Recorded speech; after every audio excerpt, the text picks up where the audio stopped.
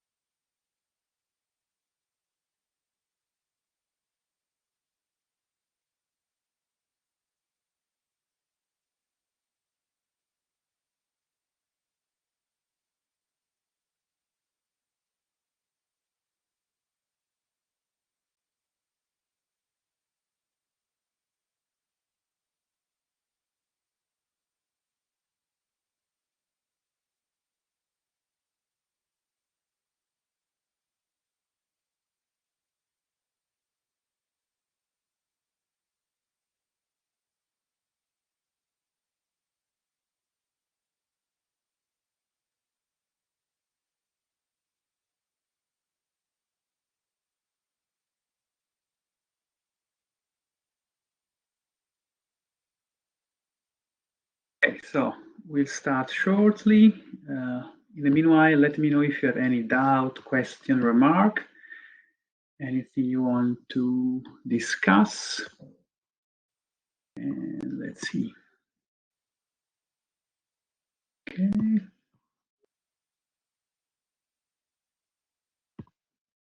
Okay, screen share seems to be okay. Yeah, seems to be okay. Good. Okay, so let me know if you have doubts, question about yesterday's lecture. In the meanwhile, I'd like to start with a quick example about associated matrix. So while you think about questions, doubts, or remarks you might have, I will start doing this. So we look at vector space of polynomials, say of degree, say 2, variable x. Then we consider the differentiation map going to v to w, sending the polynomial p of x into the first derivative of the polynomial. And then we pick bases. So I pick a basis of v and a basis of w. And I pick the same basis in both of them. So now our question is compute M of D. What is M of D? That is the associated matrix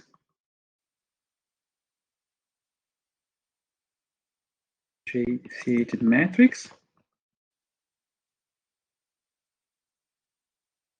D with respect to the given basis.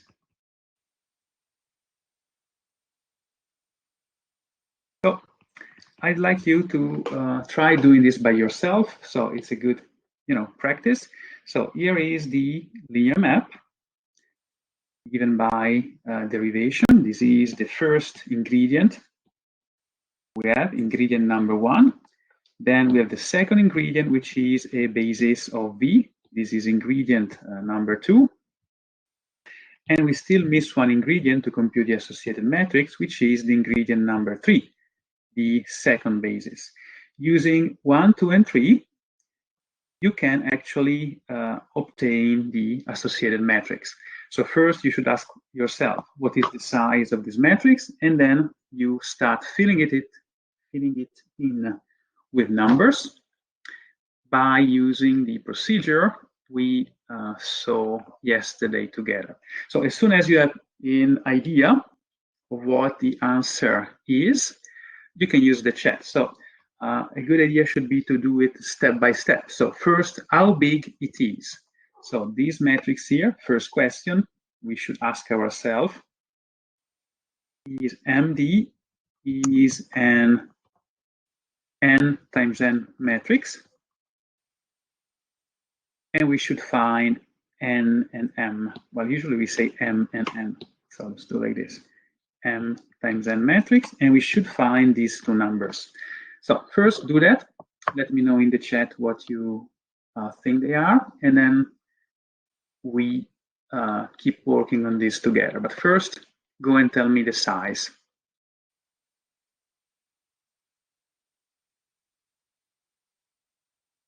Okay, we have a suggestion by a couple of you, 3 times 3. So while we think about it, so just use the poll. Who believe it is 3 by 3? So our guess is 3 by 3. But I'd like to see how many people share the same thought as, for example, Jean Herrera and many of you. So how do we compute this? So it seems like most of you have the idea of 3 by 3, but let's see. In the meanwhile, I will a little bit proceed. So we go from R to X in R to X. And we said that this number M here is the dimension of the target space. So this is what we call W, this is what we call V. So M is the dimension of the target space, while N is the dimension of the source space. In this case, I hope you see they are both equal to. And this we know because we have a basis with 3 elements, which we use as a basis in both starting and target space. Okay, so most people answering have the same idea, that it is yes, but only half of the people reply. So it would be better to have more participation here, okay? So that will be useful for you. Okay, now we have also a suggestion for the matrix MD itself. So MD is going to be a 3 by 3 matrix. So MD is going to be a 3 by 3 matrix. So we need to fill in 3 columns. So let's do like this, it's probably more useful. We need to fill in 3 columns, each column containing 3 elements, right? And we have a guess by, who was this? Jean Herrera saying, well, to me, this is the matrix 0, 0, 0, 1, 0, 0, 0, 2, 0. So let's see how many of you agree with the red matrix we see here. So how many of you believe that, yes, they are equal? Is it true that they are equal? And then we'll go and see what is the procedure to compute it.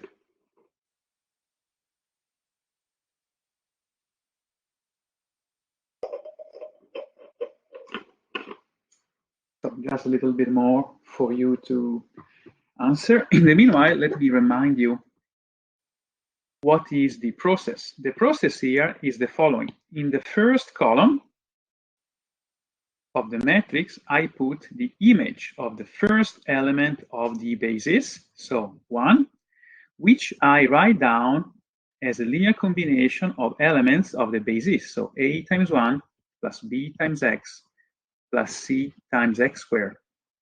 So finding ABC, you will find the first column. And probably you see that since the first derivative of 1 is 0, A, B, and C are all equal 0. And so, yes, the first column is correct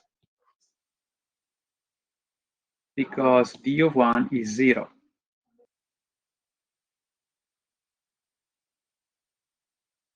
Okay? So the first column is correct. Then let's go and see what we can say about the second column. Well, the second column comes from the image of the second element of the basis. So it is derivative of x, again, we have to write it down as a linear combination of a times 1 plus b times x plus c times x squared. Okay, and finding this ABC will give you the answer. Now, the derivative of x is number 1.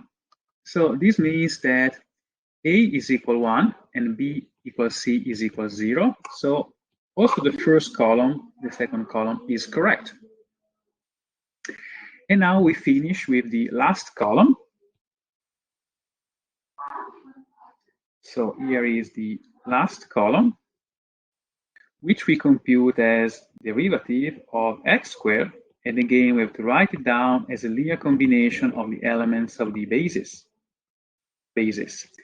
So since the derivative of x squared is 2x, this means that we get a is 0, b is 2, and c is 0. And so the third column is this one. So this question mark we can actually remove and say, yes, they are equal. So people saying that they are equal, these 41% of people attending, is actually saying the truth. That is the associated matrix with respect to the given basis, both in the start space and in the target space. Okay, so now just a reality check. So this is the associated matrix. So let me ask you this.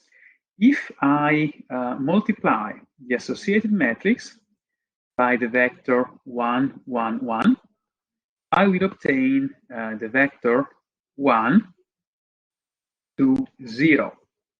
So can you interpret this equality?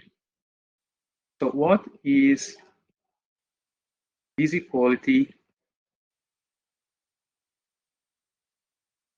telling us? Can you phrase it in terms of derivative of some polynomial equal to some other polynomial? So can you phrase this equality in terms of the derivative of what equal what? Can you do that? So let's see if you can actually perform that. Good. Then Riaki Pascal says dimension equal 3. I'm not really sure what you mean, Riaki Pascal. So can you please say a little bit more? In the meanwhile, Armushtea has an idea. So this polynomial here, p of x, is determined by the column here. And what does it mean? It means that I am taking 1 times 1 plus 1 times x plus 1 times x squared. And that's true. This is polynomial p of x. And what are we saying is that the derivative of 1 plus x squared is given by the polynomial which is down there. So I'm saying that this is equal to 1 times 1 plus 2 times x plus 0 times x squared. So what I'm saying is that the derivative of 1 plus x squared is equal to 1 plus 2x. And I computed it just using the matrix multiplication. Okay, let's see in the chat what is going on. Oh, of course, the dimensions are equal 3 because there are 3 elements in the basis, right? So 3 elements in the basis means dimension equal 3. Thank you. Then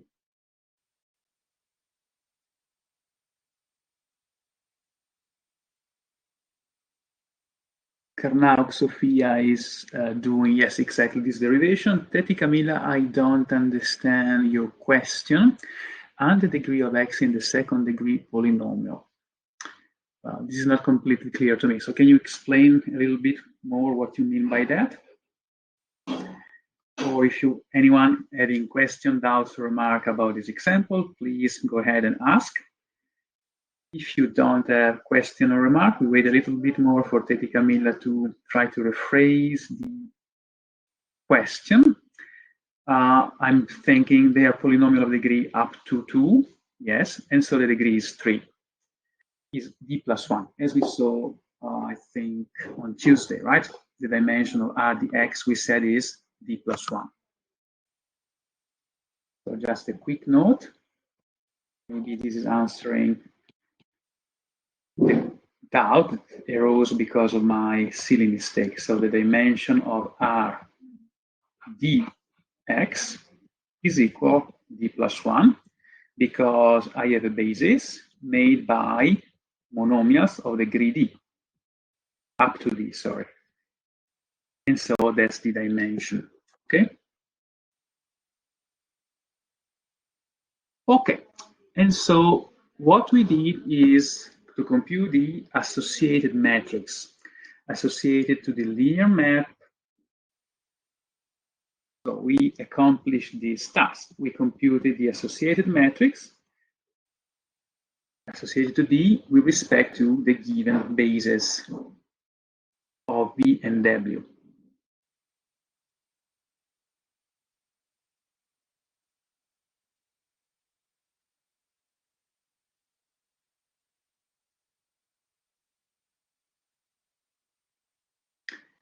Okay,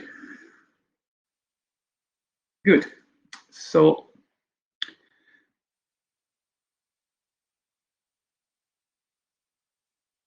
the QX coefficient, well, that's not clear to me. What are the QX coefficient? No, still not clear to me.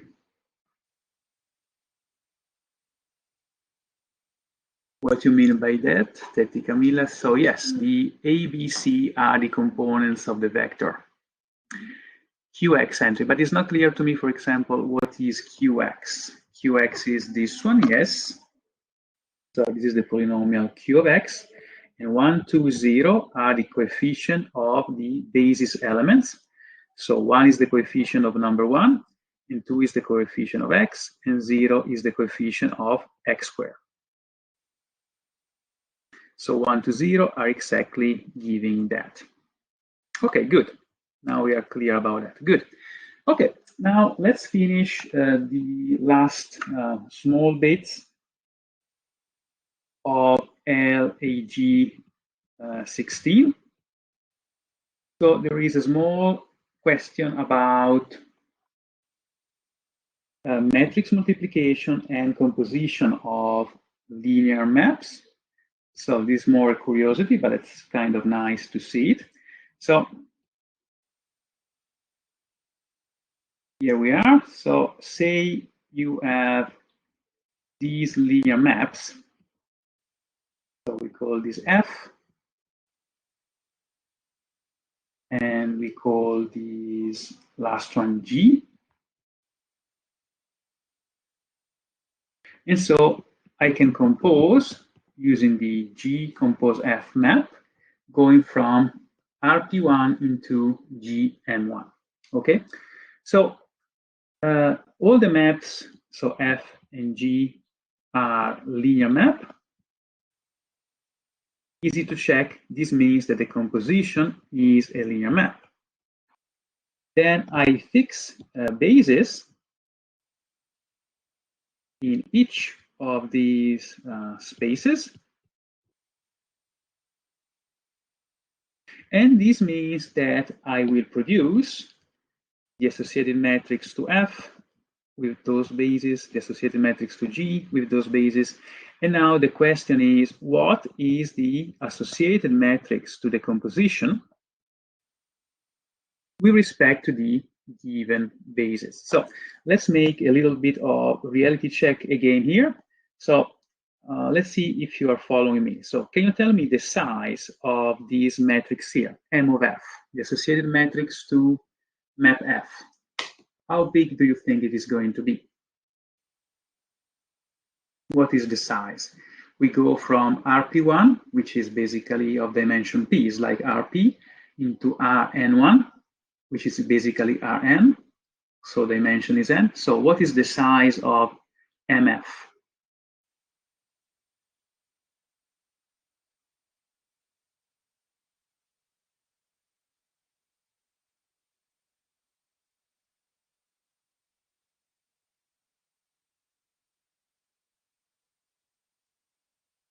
Okay, P times N is not correct. It is actually N times P.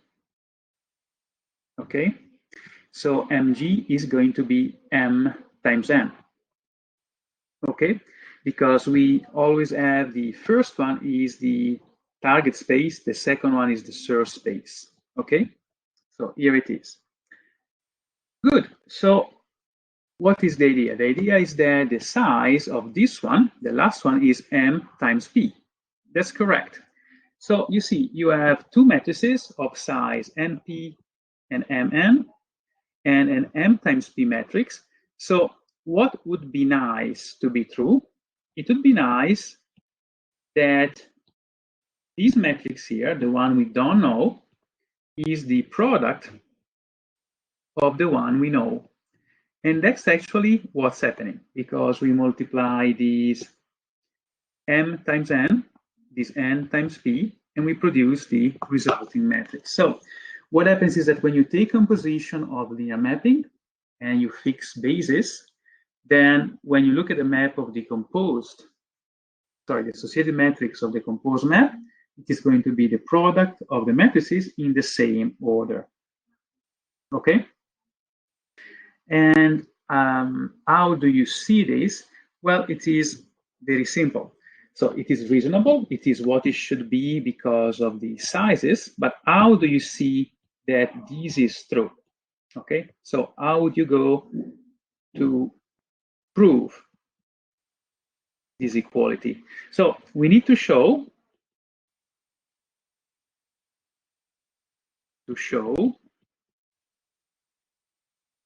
that when I multiply by any vector x here, I get equality for any vector in Rp1. Okay, so to prove this equality here, it is enough to prove this equality for all x. Why is this useful? Because remember, what we have is the map from Rp1 into Rnp. So just go for a second here, where you see Rp1 in Rn1, which is F. So we go like this. And so when I have X and I apply F, what I do is compute MF times X. So this portion here is just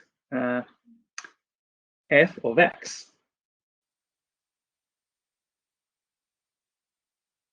Okay?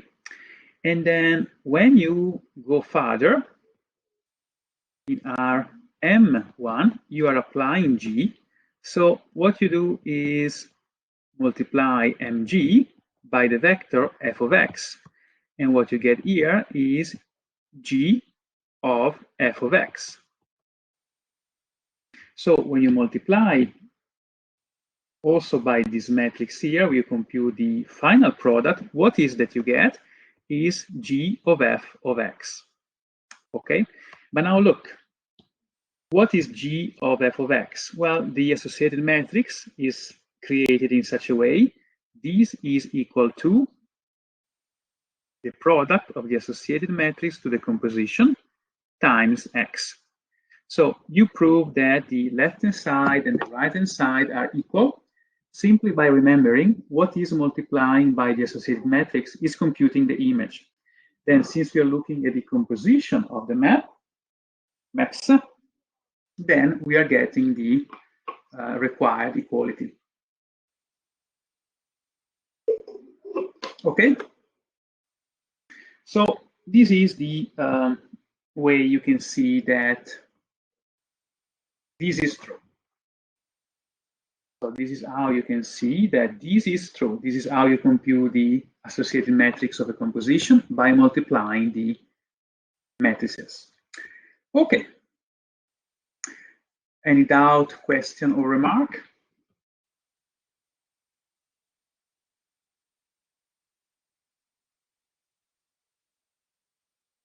If not, we finish with an important note about what is called nullity and rank of a linear map, kernel and image if we want.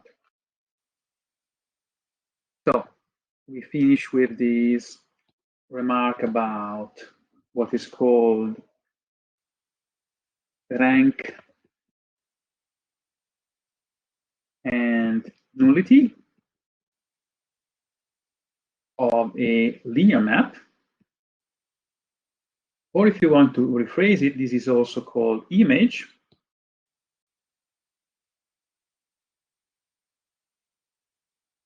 And kernel of a linear map. So we finish with this, and then we can move on with our study. Okay, so here is a small sketch. So we have two vector spaces.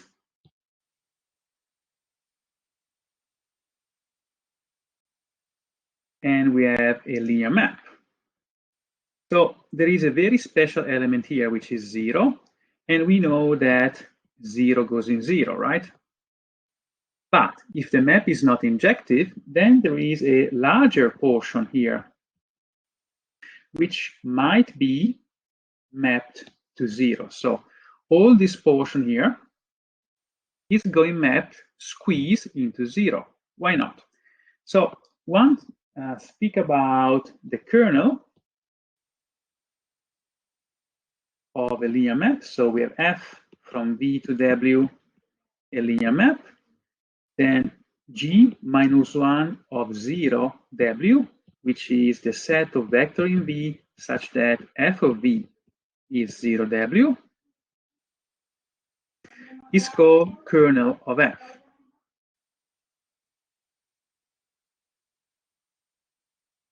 So for the time being, this is just a name. This is the usual symbol from mathematical analysis. This is the new symbol and the new name we want to use because we are speaking about very special functions, just linear map.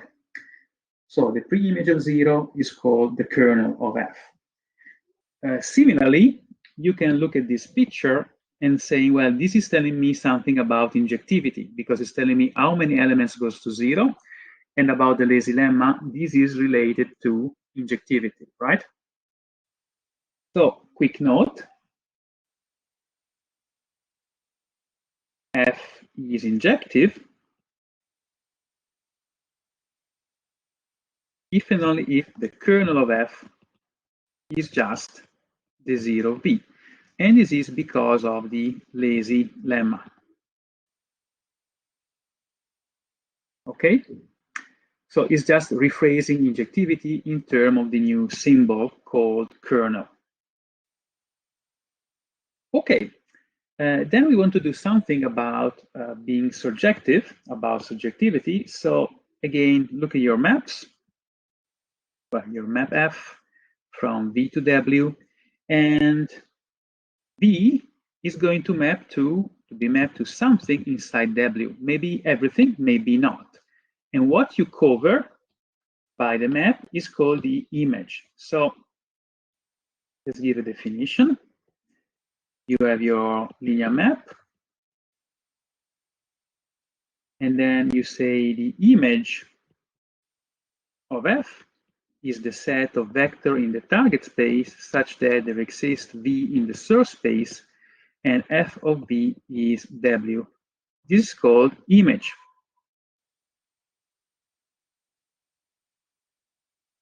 Of F. This is the new symbol, the new name. And there is a straightforward interpretation here. Let's see if you can complete it for me. So F is surjective if and only if what happens about the image. Any idea? So image of F is equal to what to be surjective? Let's see what you think. Equal W, exactly. So you can phrase injectivity and surjectivity using kernel and image. So what is really nice is this. let's go a second backward. So the kernel, which is this yellow part here, is a subset of V. And the image is a subset of W. Well, actually, they are not just subsets, but they are, guess what? Subspaces. So I can speak about basis and dimension for both of them. So you have F from V to W, a linear map. Then two things holds. The kernel of F is a subspace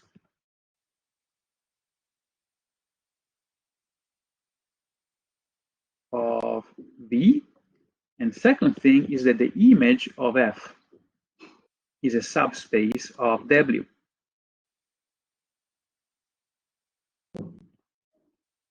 Right? So this is just this lemma. It is, say, nice and useful because being subspaces, then you can use all the machinery of vector space to study them. And for example, as a straightforward corollary, you can tell something about being injective using the dimension and the surjectivity using the dimension. So let's see if you can do that for me. So quick note. So F is injective if and only if the dimension of the kernel is equal to something, and F is surjective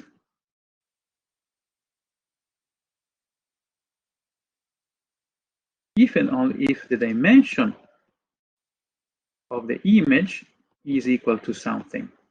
Can you guess how to complete the first and the second line? So how do you complete line 1 and line 2 to make it an effective criterion? So surjectivity, Jean Herrera, you are correct, is if and only if the dimension of the image is the dimension of the target space. And what about injectivity? Exactly, Sofia Carnot is correct. The dimension of the kernel must be 0. Yeah, exactly like that. Good.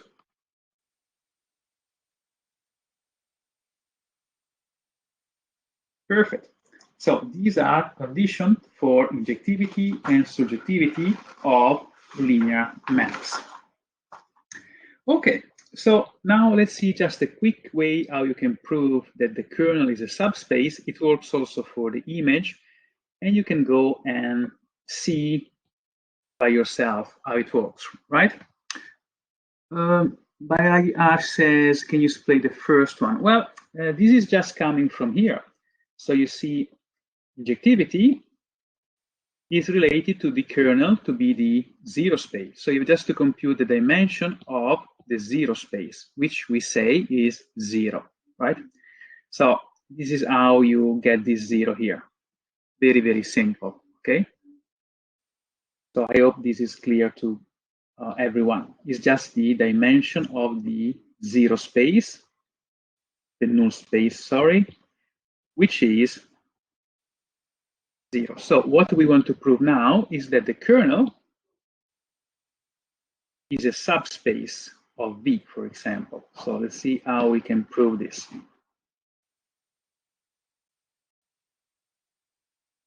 So you have to prove, you have to check that you have subspace 1 and subspace 2 condition. So let's say we focus on this one, subspace 1. So what I need to do is to take two elements in the kernel, V1 and V2 in the kernel of F, and I ask myself, does it mean that the sum is in the kernel of F?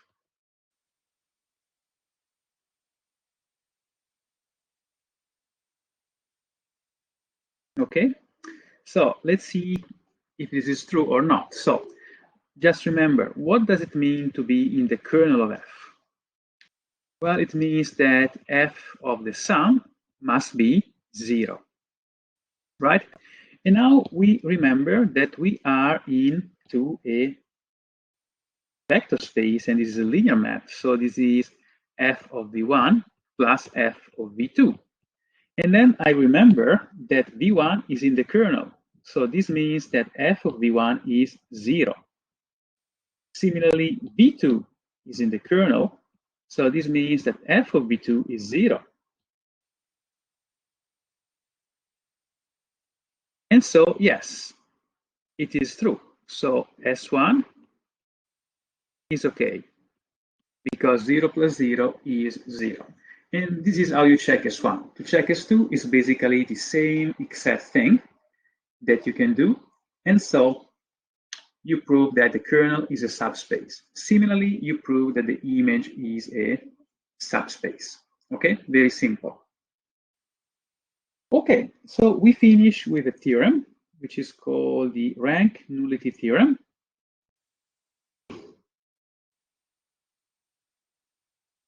So, rank nullity theorem.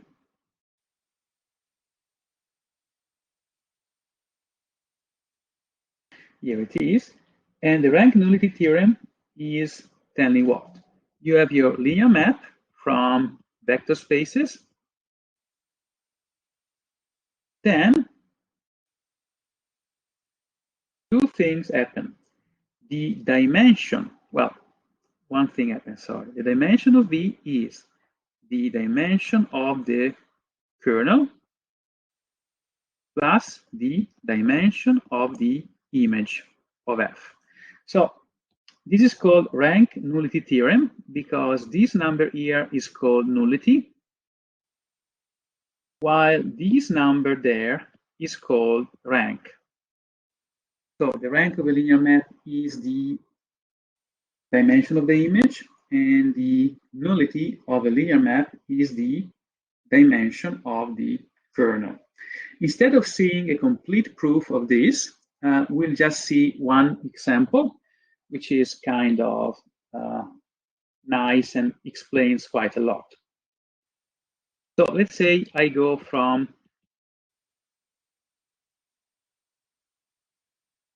Rn into Rm, sending x into Ax, where A is a m times n matrix. Okay, then let's see, what is the kernel of this linear map? And what is the image of this linear map? Well, it's kind of easy to see what is the kernel. So the kernel of F is the set of vectors in Rn such that f of x, which is equal Ax, is equal 0. So I hope you see that this is something we know already, is the kernel of the matrix, right? Similarly, the image of the linear map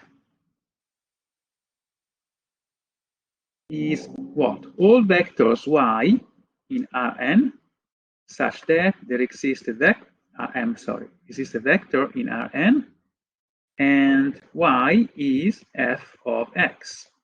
So basically, I have to study all vectors Ax such that x is in Rn. So what I do is take the matrix A, multiply by x. So I take the matrix and I multiply it by the column vector x. And when you produce this multiplication, what do you get? Is a linear combination of the columns of A. So what you get is that this is equal something we know very well, is just the column space of A. So when you produce the image, you're looking for all vectors in Rm which have the shape Ax. So you're multiplying A by any possible column vectors, and this means take linear combinations of the columns of A. And this means you are describing the column space. So in this case, what I have to do is to sum the dimension of the kernel of A plus the dimension of the column space of A. If I evaluate this number, then I'm computing the left-hand side, you see, of the statement of the rank nullity theorem. So let's see. Can you tell me what is the dimension of the kernel of A and what is the dimension of the column space of A? Of course, that will depend on property of the matrix A using Rouchet-Capelli theorem to compute the kernel. So what do you get as dimension of the column space of A? What do you get as dimension of the kernel of A? So let's see what you think.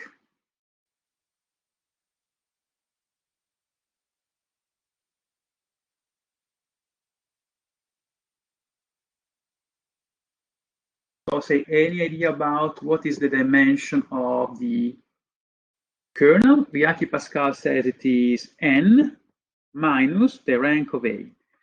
And remember, A is m times n, so number of unknowns, columns, minus the rank is the dimension of the kernel, precisely. And maybe again, Bianchi-Pascal or Kurow-Cherfan, can you tell me what is the dimension of the column space? So you already have an answer for that. Manikadan Champon says that it is the rank of A. That's true. So when you sum them, what you get is n. And remember, F is a linear mapping from Rn into Rm. So you see, it is the dimension of the source space. So basically, this is a proof of the rank nullity theorem in the case of a map from Rn into Rm given by multiplying by a matrix. But since we can always construct the associated matrix, the idea, we are not going to completely develop this idea, is that this will work in any vector space because of the choice of basis. So this example, let me write it here, is a proof. So it's a proof of rank nullity theorem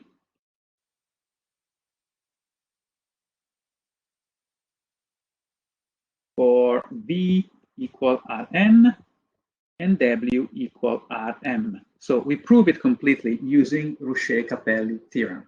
Okay, good. We conclude with a nice note, which is kind of useful. So let's see, you have a linear map from R100 into R2. Let me ask you, is F, so this is a linear map, and let me ask you, is F injective? What do you think? Let's use the chat. Is F injective? You know, we just know it is a linear map and it goes from a very large space in a very small space. And we ask, is this injective? And the suggestion is to answer using the rank nullity theorem, which is telling me that the dimension of the kernel plus the dimension of the image is going to be equal n. So we want to use the fact the dimension of the kernel plus dimension of the image is equal to 100. And also remember that to be injective, So this is the rank nullity theorem. And remember that F is injective if and only if the dimension of the kernel is 0. Okay, so what do you think? Can the dimension of the kernel be 0? Yes or no? And if you say no, why cannot be? Okay, so most people seem to be convinced that the map is not injective, so the answer is going to be no. And why is that the case? Do you have any idea of why that is the case? What is the problem? Is that injectivity gives dimension 0 of the kernel, so this would imply dimension of the image equal 100 minus 0. So must be 100. And what is the problem? Is that the image is inside R2. So can a subspace of R2 have dimension 100? What do you think?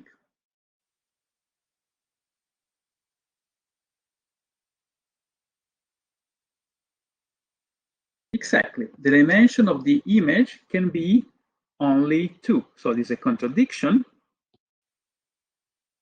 So say this is impossible. So this is an absurd. Because this picture tells me the dimension of the image is less or equal than 2.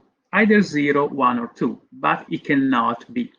Piemontese Cesare says the dimension of the column space should be 100, but the matrix is going to be 100 times 2. How could it be 100, right? Because this is the dimension of the column space of A, and A is a matrix 100 times 2. How can it have dimension 100? Okay, so this note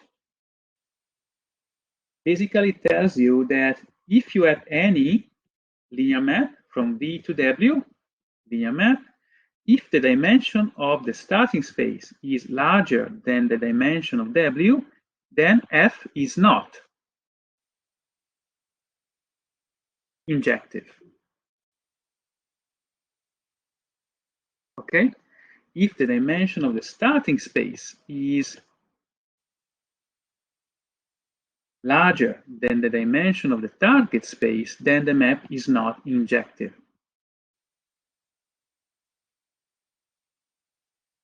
Okay, and what do you think? Can we have something about surjectivity?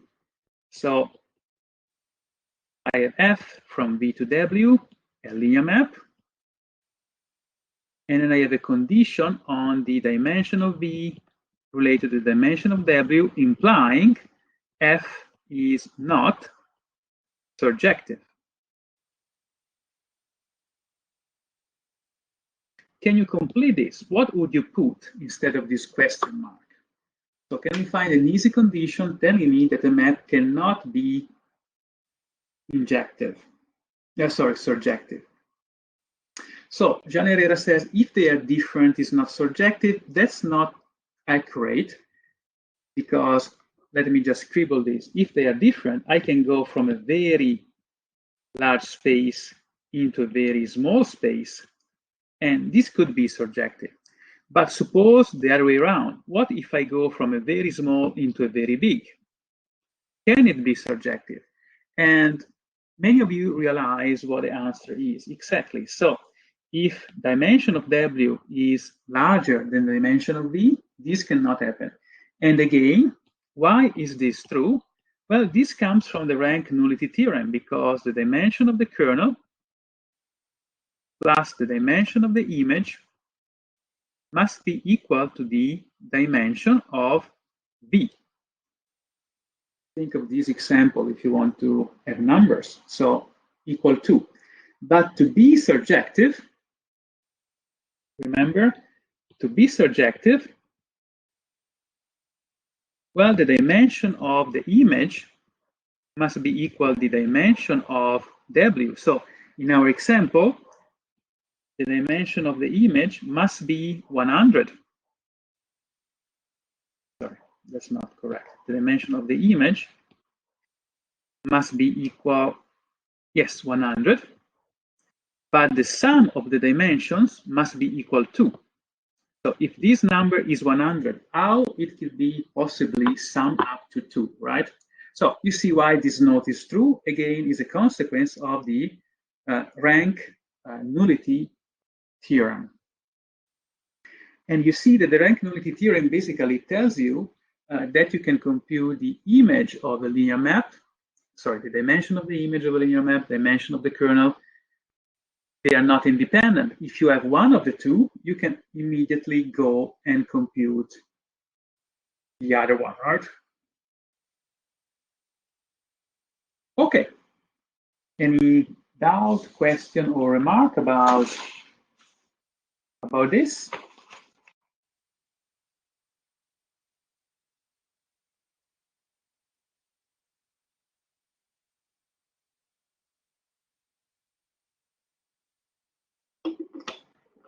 Okay.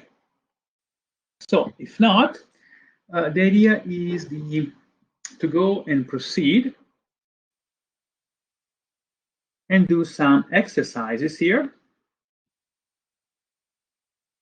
So let's go and do some exercises.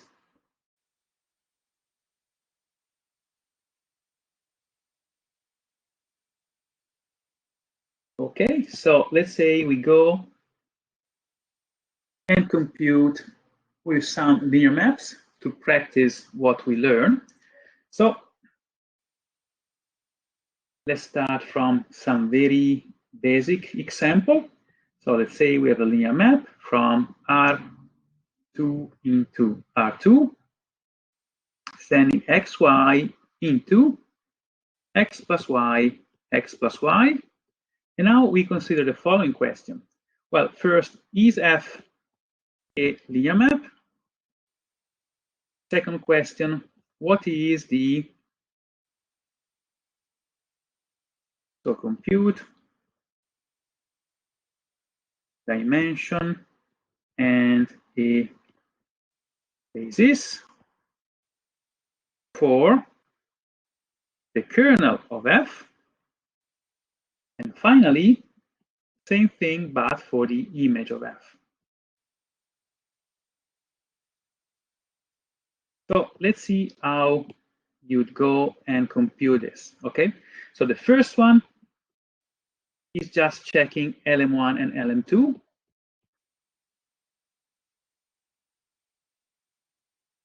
Right? The second one is to remember what the kernel is, what the image is, and the idea is that these will come by a nice use of the associated matrix to F with some good base choices. Okay, so I leave you some time, maybe 3 minutes to go and compute this. So let me know, is it a linear map? And of course it is, otherwise the other question will not be so interesting. And then you go compute a basis and the dimension of the kernel. Then you go and compute a basis and the dimension for the image.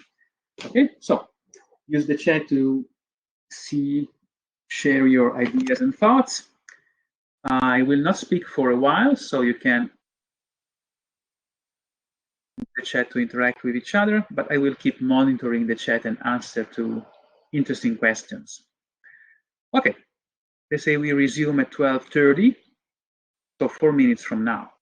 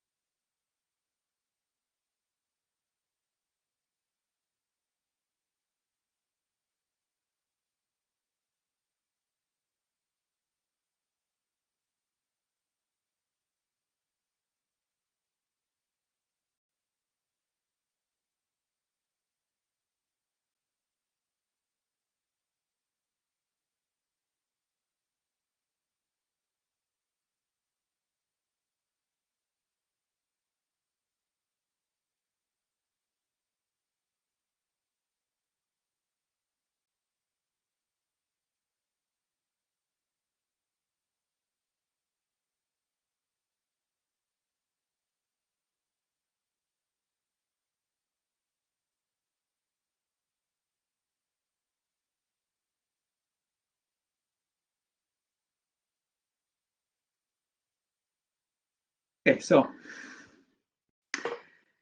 any idea about, well, being a linear map, yes or no? So let's say we want to see what is the vast majority of you thinking about this. Is this a linear map, yes or no? Okay, so it looks like many people believe it is. Oh, by the way, this is number 3. And yes, the answer is yes. You need to check LM1 and LM2. So let's just say we check LM2. So we need to check that f of CV is equal CF of f. So what we do is compute. So I take V as the vector xy. So CV is the vector Cx, Cy. So I compute f of CV, which is equal Cx plus Cy, comma, Cx plus Cy by the definition of f. I compute C of f of V, which is C of x plus y, x plus y. And yes, these two are equal. So this means LM1 is okay. And then you need to go and check LM2. Sorry, LM2 is okay. Not, this is not LM1, LM2. Okay, and then you need to go and check LM2, sorry, LM1, and you will get the final answer. Okay, so this is about 1. What about 2? What can you tell me about the kernel? So we need to find the dimension of the kernel, and we want also a basis of the kernel of f. So any idea about the dimension or a basis? Remember, the linear map sends xy into x plus y, x plus y. So it takes, it goes from R2 into R2. So the kernel is going to be a subspace of R2, right? Being a subspace, I can find a basis, and having a basis, I can compute the dimension. Okay, so let's see if you have some nice ideas about how to do these two things.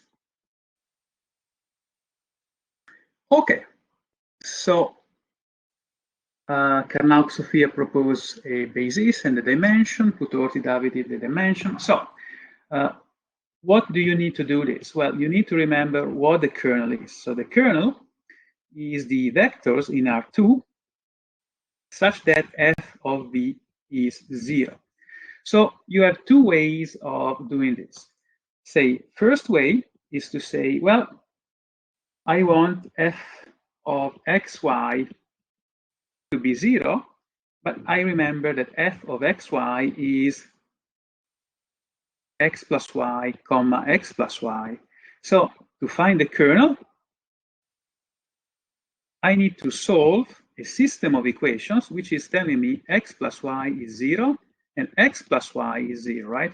Because this is the 0 vector, so both components must be 0.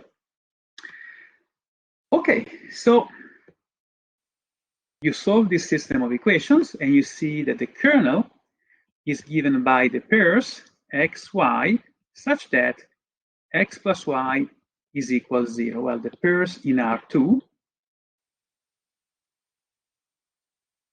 such that x plus y is 0. Okay, now what you do when you solve the system? Well, this is simple. It is x comma minus x such that x is any real number, is a free parameter. So you see, this is the linear span of the vector R2, of the vector 1 minus 1. And this means that the dimension of the kernel is 1, and this vector is a basis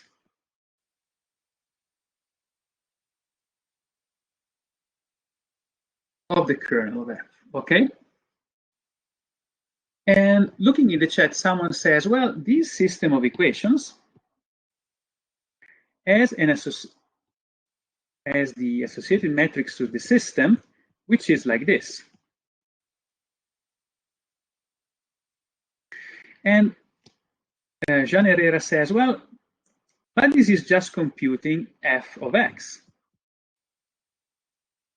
f of xy, written as a row. So since this matrix here, this 1, 1 matrix is doing the trick, this should be the associated matrix. And actually, the second way to compute the kernel is to say compute the associated matrix with respect to canonical bases, because bases are not given to us now. So I choose the one I prefer with respect to the canonical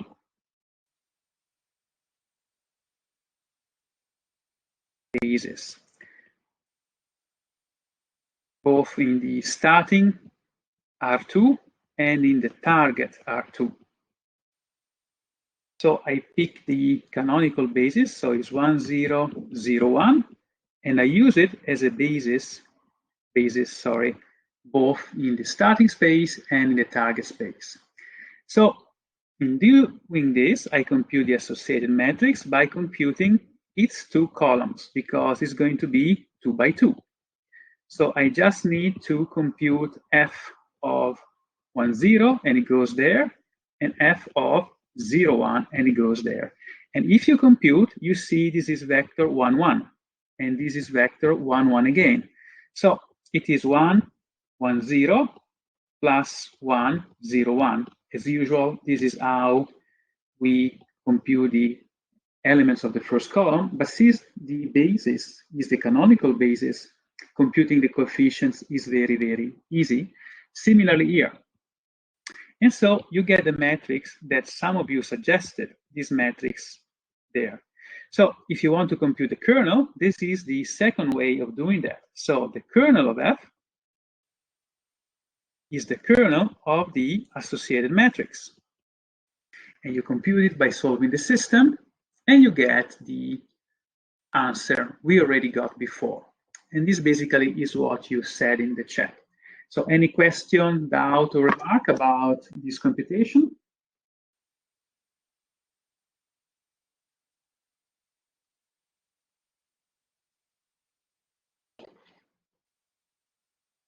Okay, so if not, let's go and see the the third question about the dimension of the image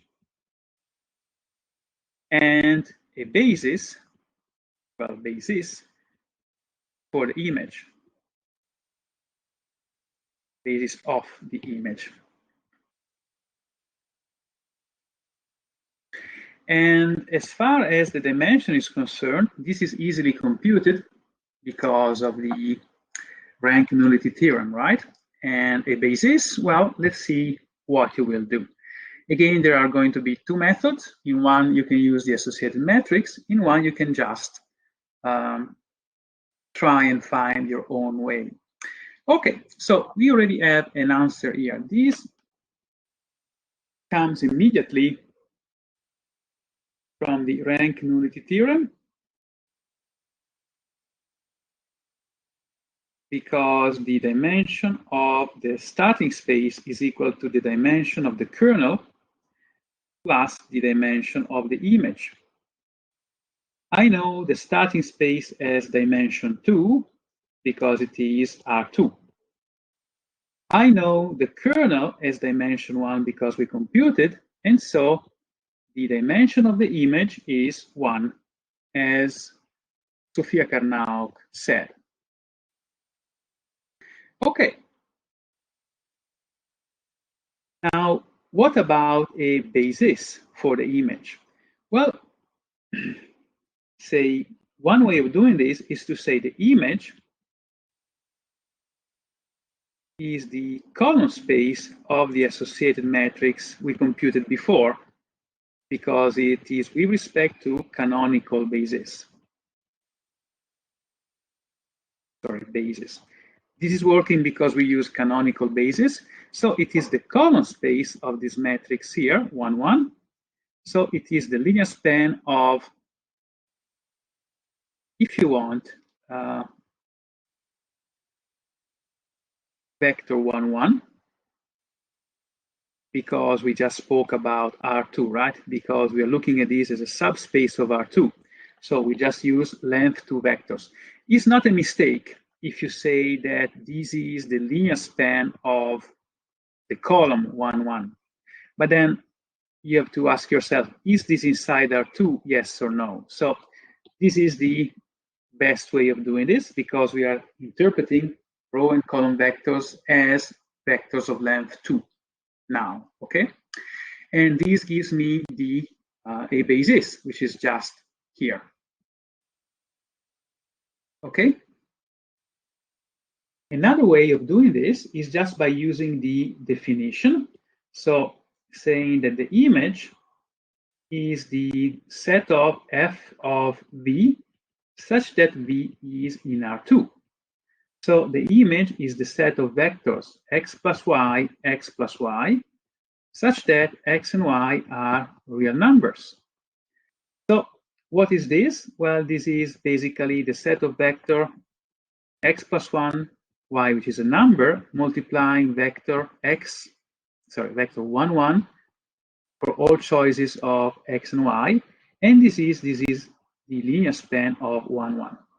So either you use the definition of the image, or you use the connection with the canonical basis, but be careful here, it depends, or you use the connection with the column space, but be careful here because it depends on what basis you used to compute the associated matrix. That's important. That's an ingredient which is not contained in F. It's something you pick up, you choose. If you choose canonical basis, that's fine. Here is just a definition of image, which you use to perform this task. Okay? Okay, so we use this. We computed in this case. And let's see another one. Okay, if you don't have questions, doubts, or remarks, let's say I have f from polynomials of degree 2 in polynomials of degree 2. And let's say we call it d because it's the derivation. Sends a polynomial p of x into the first derivative with respect to x. And we ask the same questions. We want the dimension and basis for the kernel of D, and similar question, dimension and basis for the image of D. Okay, I'd like you to try again. So again, 3-4 minutes, say no more than 5. I'll be here monitoring the chat. Please use it if you have questions, doubts, remarks, or if you want to interact with each other. And try to compute the basis and the dimension for the kernel and for the image and see what you manage to do.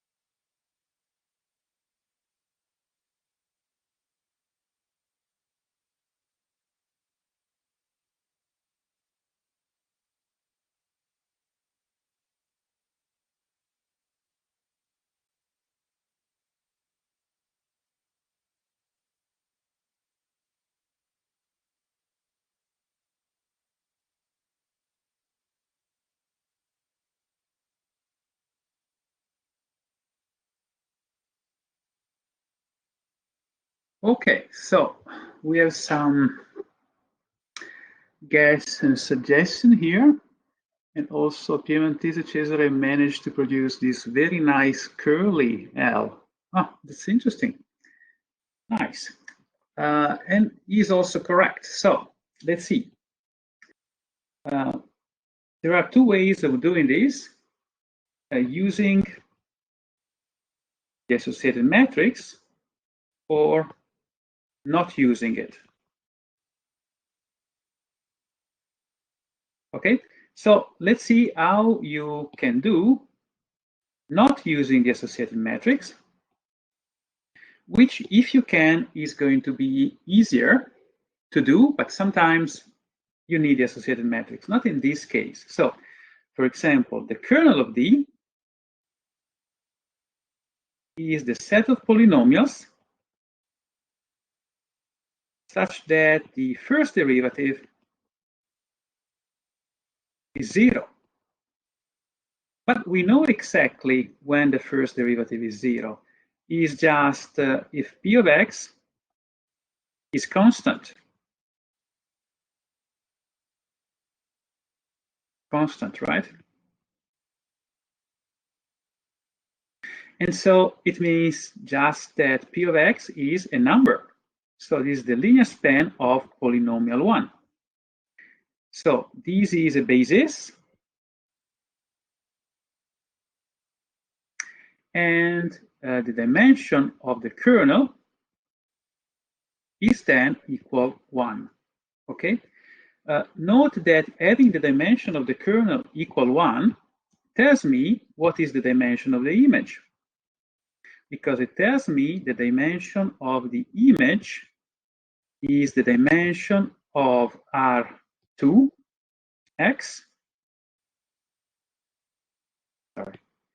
dimension of R2x minus 1, which is the dimension of the kernel, so this is 2. So we produce the dimension of the image immediately by looking at the dimension of the kernel, okay? If you want to do this using the M of D, first, we need basis. And since we already computed the map using these bases here, we will stay to this. And so we have the associated matrix, which is equal to 0, 0, 0, 1, 0, 0, 0, 2, 0, right? So I can compute the kernel of F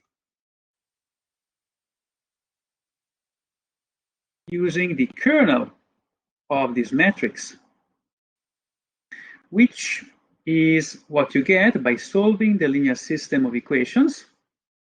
So we have to solve the linear system of equations.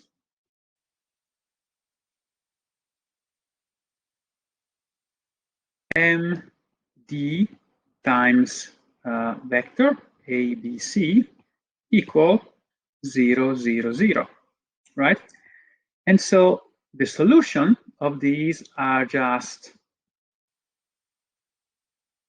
so the solution space is given by the triple ABC such that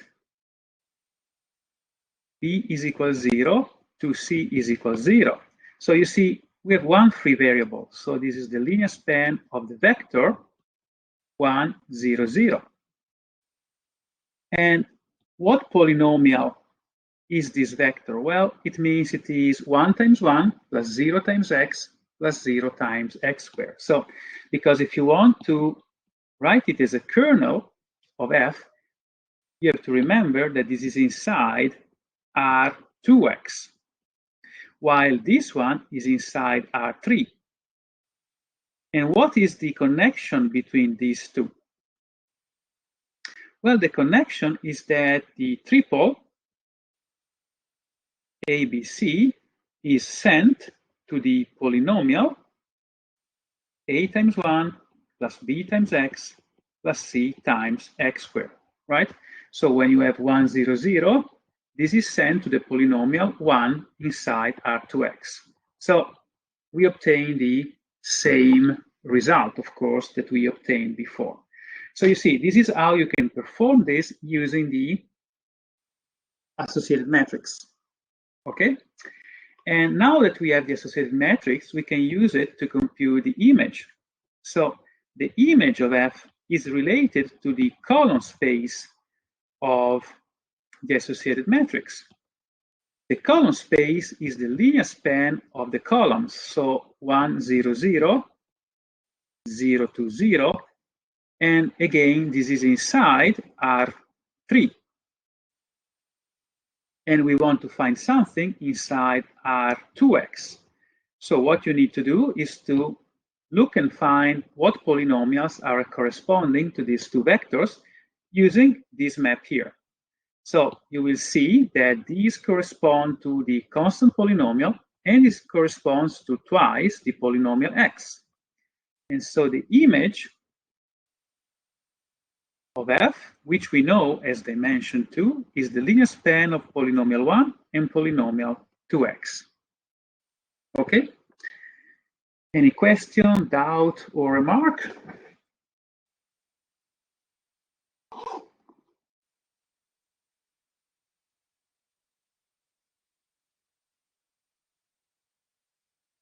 Okay, so you see, in this way, we produce the dimension of the image, well, a basis, sorry, of the image by using the associated matrix. And what we have to be careful about is that we need to make these vectors of R3 into polynomials using the choice of basis that we make. Okay? Riaki Pascal says we can drop the 2.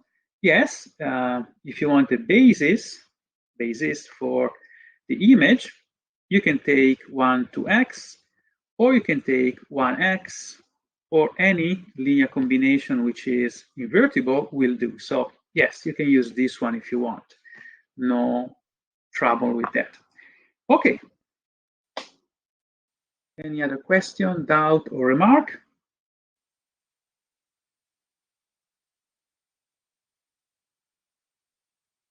Okay, so if not, we can stop here and meet again on Monday. So take some time to revise this part, ask the tutor questions, ask me, Andreas Palmer, for clarification, but try to work your way out these kind of questions and problems you find in the notes, in the exercise sheets, and make yourself comfortable with these notions.